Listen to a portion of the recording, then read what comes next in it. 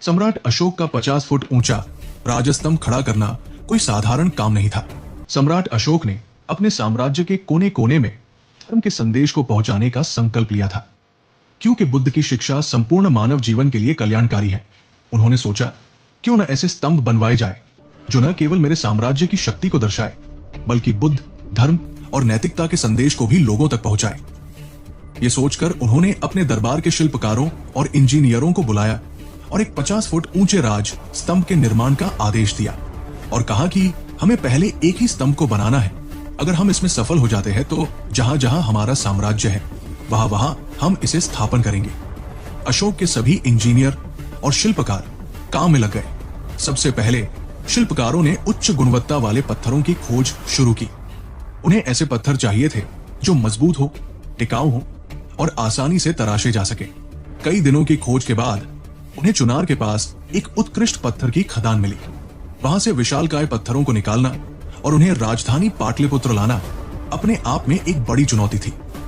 पत्थरों को तराशने का काम शुरू हुआ।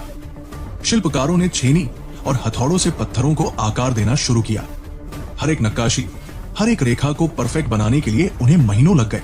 गलती की कोई गुंजाइश नहीं थी क्योंकि एक छोटी सी चूक पूरे स्तंभ को बेकार कर सकती थी। पत्थरों का वजन इतना अधिक था कि उन्हें उठाना मुश्किल था। स्तंभ को सीधा खड़ा करने के लिए उसका संतुलन बनाए रखना जरूरी था।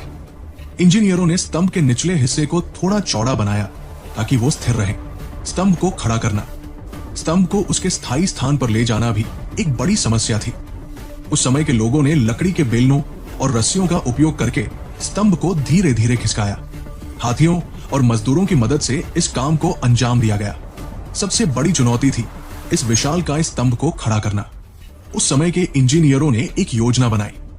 उन्होंने स्तंभ के आसपास एक ढलानदार मिट्टी का टीला बनाया और उस पर स्तंभ को खिसकाया। फिर धीरे धीरे मिट्टी को हटाकर स्तंभ को सीधा खड़ा किया गया। यह काम इतना जोखिम भरा था कि एक छोटी सी गलती से स्तंभ गिर सकता था और सब कुछ तबाह हो सकता था। बारिश और तेज हवाओं के कारण काम में रुकावट आती थी, लेकिन मजदूरों ने धैर्य से काम किया और हर मुश्किल का सामना किया। आखिरकार महीनों की मेहनत और संघर्ष के बाद वो दिन आया जब सम्राट अशोक का सपना साकार हुआ। 50 फुट ऊंचा राज स्तंभ गर्व से खड़ा था जिस पर धम्म के संदेश अंकित थे। ये स्तंभ न केवल सम्राट अशोक की शक्ति का प्रतीक था बल्कि उस समय के लोगों की कुशलता और समर्पण का भी प्रमाण था। आज भी हजारों साल बाद अशोक स्तंभ हमें उस समय की महानता और मानवीय साधनों की शक्ति की याद दिलाता है।